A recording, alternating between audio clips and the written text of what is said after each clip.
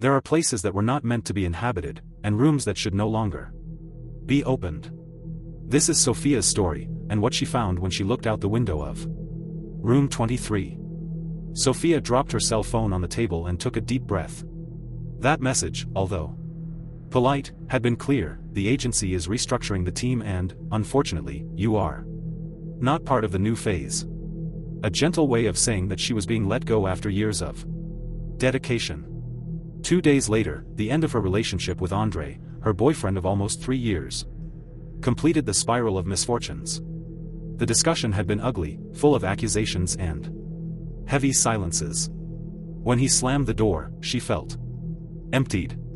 He spent the night staring at the ceiling, unable to sleep. And it was that morning, with his eyes burning and his heart crushed, that he decided to leave. He needed silence. Of nature. To get away from the city and everything that reminded her of her life. Searching for isolated places, he found a website with an old-fashioned, almost crude look, with a single ad. Monty das Nuvens pension, refuge in the middle of the forest. Private rooms. Breakfast included. Peace of mind guaranteed. The photos showed an old 2-story house, made of dark wood, covered in fog. The rustic style, the forest in the background and the absurdly low price were enough to convince her. He made the reservation without thinking twice. The trip took 6 hours. Sofia passed through small towns, abandoned outposts, dirt trails, surrounded by tall weeds. The GPS stopped working for the last 20 kilometers. He drove just following an arrow on an old wooden sign that said, Paseo Monte das Nuvens. 2 kilometers. The sky was gray when he arrived. The boarding house looked even older in person. The planks of the facade were worn, the garden was covered with dry leaves, and the mist that crept through the trees gave the place the look of an old movie set. As she rang the doorbell, a tall, thin woman opened the door.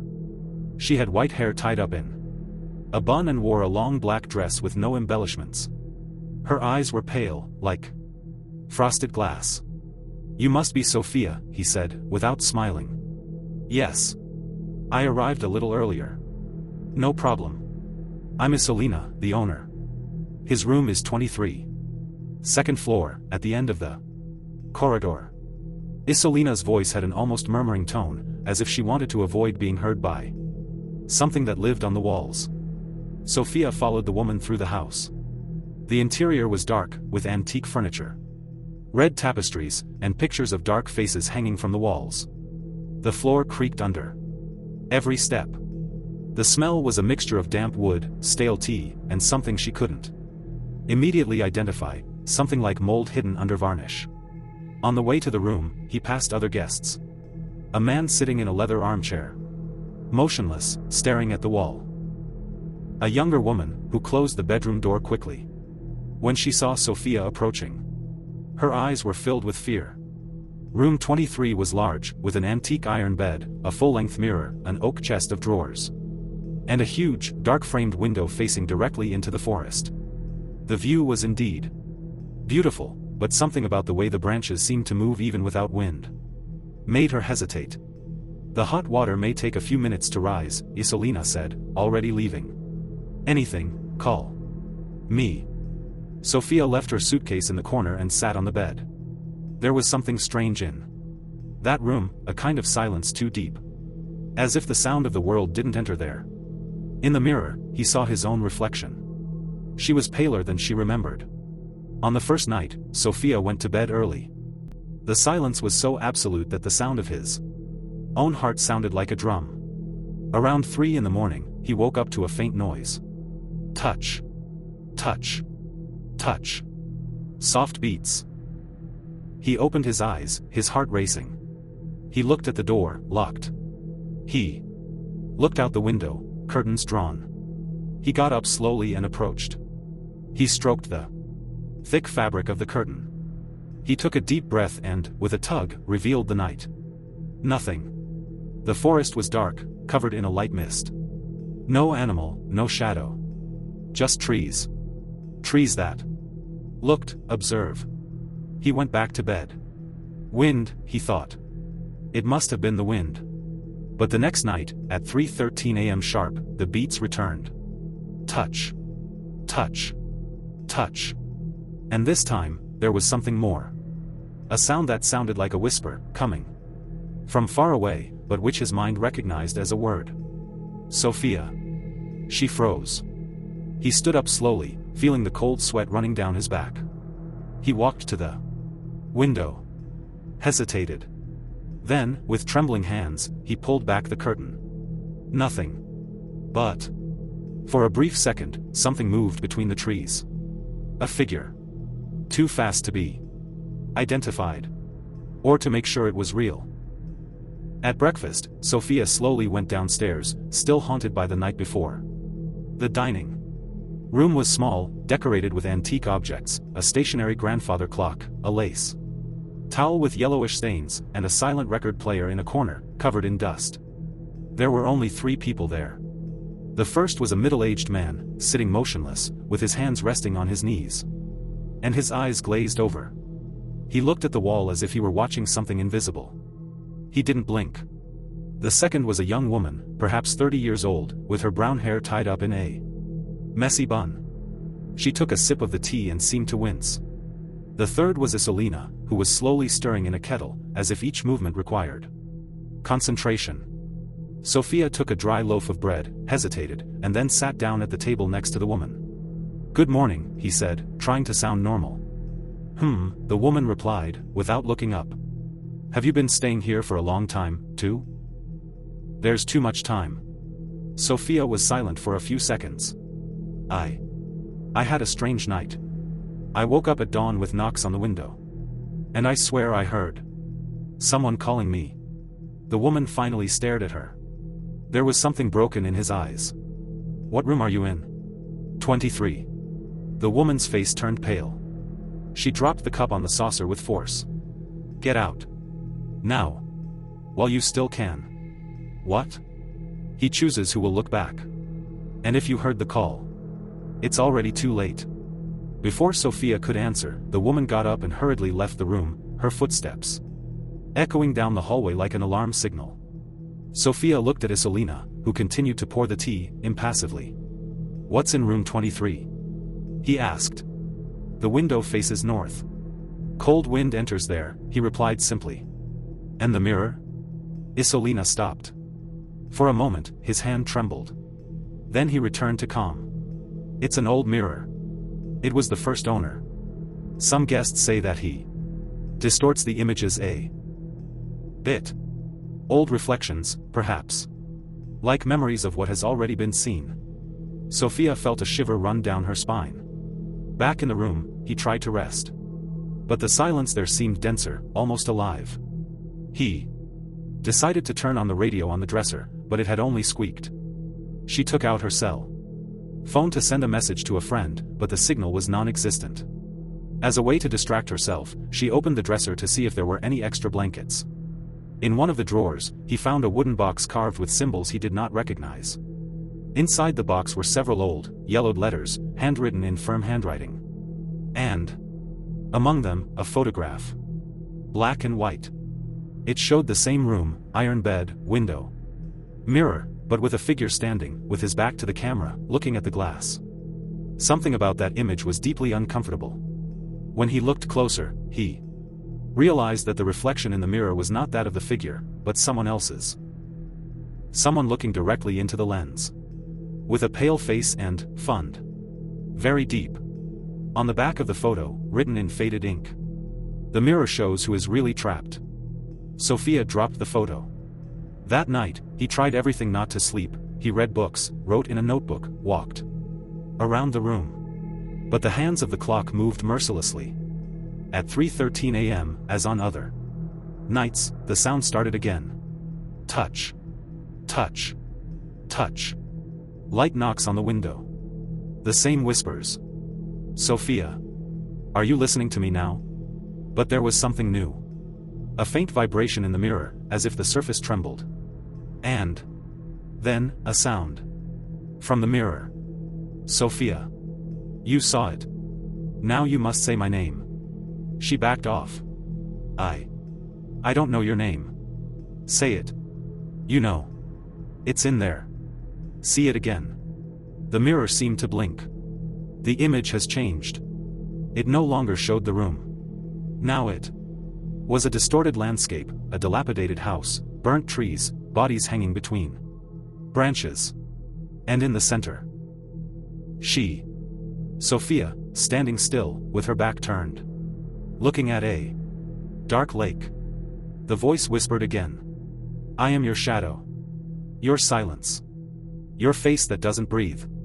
Say my name, and set me free. She screamed and threw a book against the mirror. The object ricocheted and fell to the ground.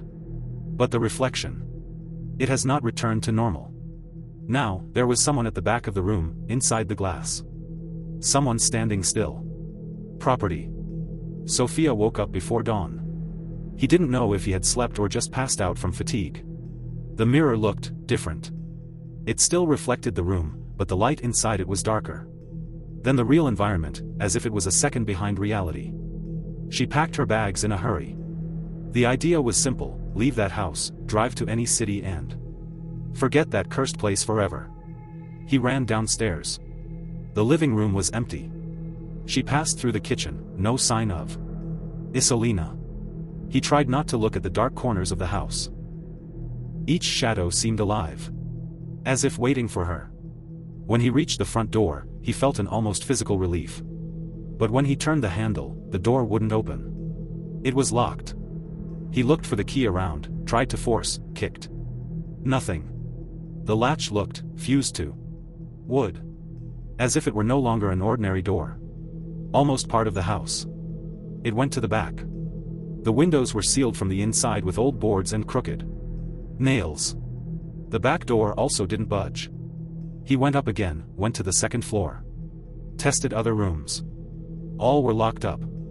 Until he tried room 17, the door opened. It was a dark, empty room. No furniture. Just a chair in the center and a mirror. Same as in room 23. But it was covered with a white sheet. She approached. Hesitated. And then he pulled the cloth. For a second, she saw only herself. But the reflection flickered. Blink, literally, with an expression that wasn't hers. A second later, it was normal. But fear had already taken root within his chest. Back in the hallway, he saw the figure of the middle-aged man standing motionless, staring at a wall. He didn't even move when she walked past him. He went down to the basement. The basement door was ajar. He went down with his cell phone in his hand, using the flashlight. The air was dense and smelled of old mold. The place seemed to be unvisited in years. There were damp cardboard boxes, metal cabinets, and an old desk. On top of it, a huge hardcover book. Guest book, Monty das Nuvens, said the cover. Elegant handwriting filled the initial pages, names, dates of entry, dates of departure. But most of the exits, it had no date. She flipped through the pages. There were dozens of names over the years. Some repeated, as if they had returned. Other scratched. Then he found something disturbing. Room 23, guest, Miguel R. Date added, March 15, 1989. Note, heard the call on the second day. Date of departure. Blank. Last remark, recognized the reflection. Further down. Room 23, guest, Larissa M. Joined, August 12, 2002. Remark, touched the mirror voluntarily. Output, blank. And then. Room 23, guest, Sofia A. Entry, filled in with your exact date. Note, responded to the call. Output, blank. The pen was still there, next to the book. Someone had written that after she arrived.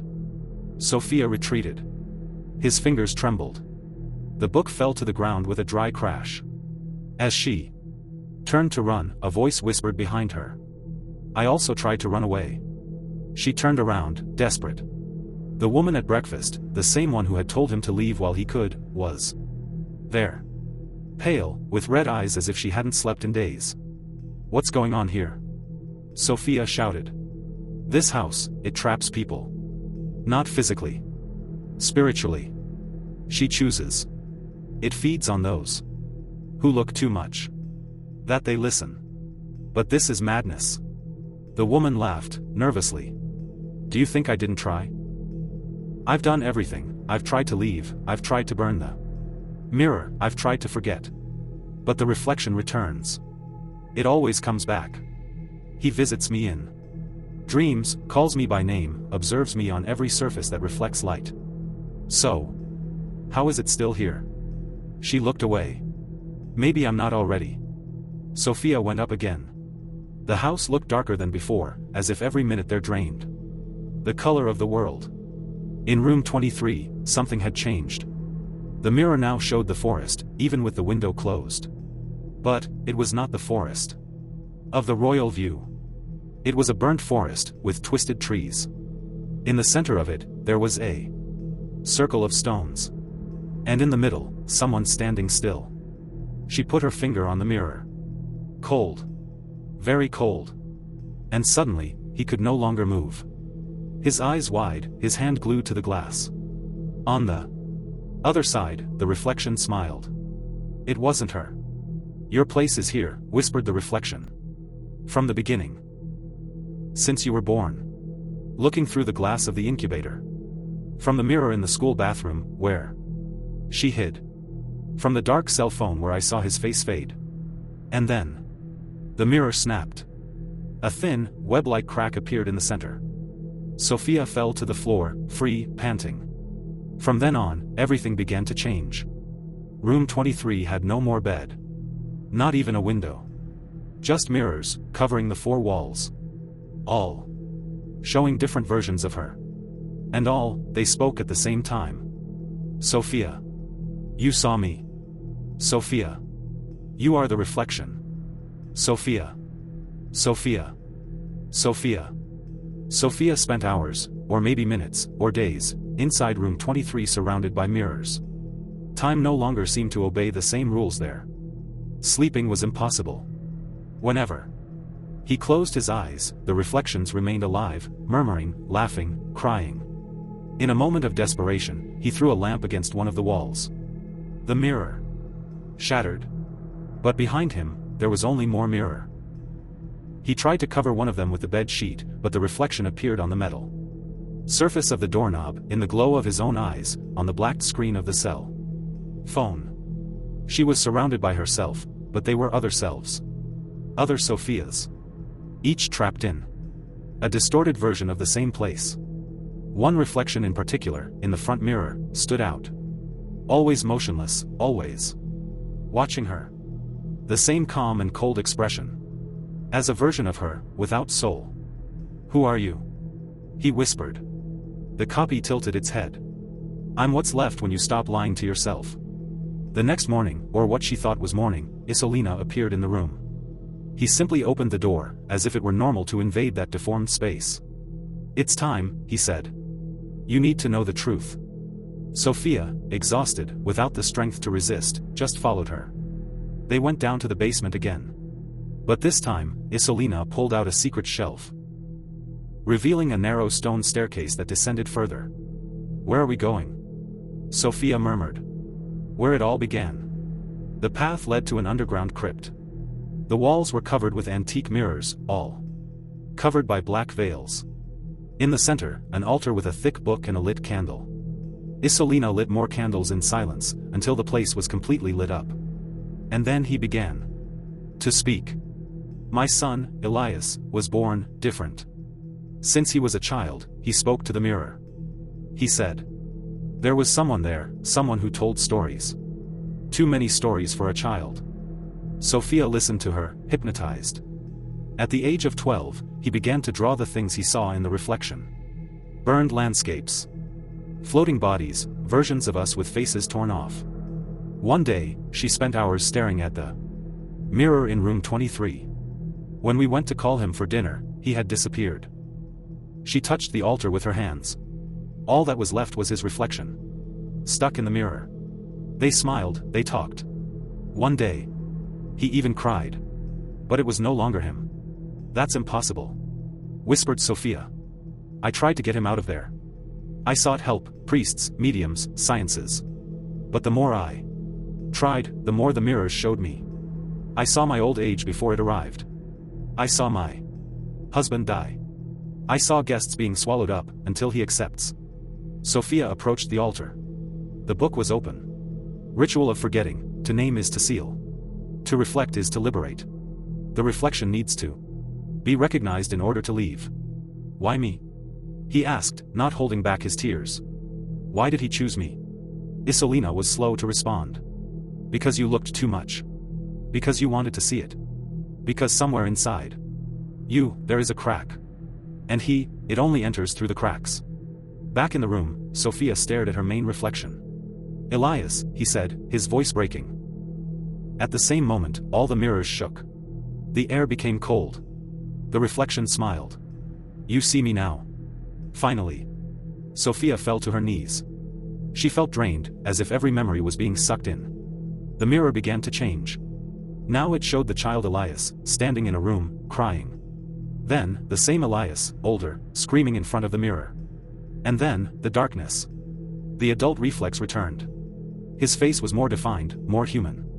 The eyes, still without a soul. I've been here too long. Caught between layers of who sees me. I need someone to call me back. Someone who is a mirror for me. I can't, whispered Sofia. You already are. Look at yourself. What do you think you left out there? Do you think you're still alive to the world? Do you think anyone will find you? She stood up. He stared at the glass. What if I refuse? Then I'll be all you see. In all reflections. On the car window. In the eye of others. Until he accepts me. Until he forgets who he was. Isolina appeared one last time. He handed Sofia a small hand mirror. He wants you to choose, he said. Either enter, or seal the reflection. How? Look in the mirror and say, what I see is not me. What I am is not seen. And does it work? Not always. But it's the only way I know to try to keep the mind in place. And if it works, maybe it breaks. Sofia held the mirror in her hand. He looked at his reflection. What I see. It's not me. What I am, you can't see it. The room shook. Mirrors burst all over the walls, one by one, with loud crackling sounds and muffled screams. The copy in the large mirror roared. She was no longer human. It had claws, black eyes.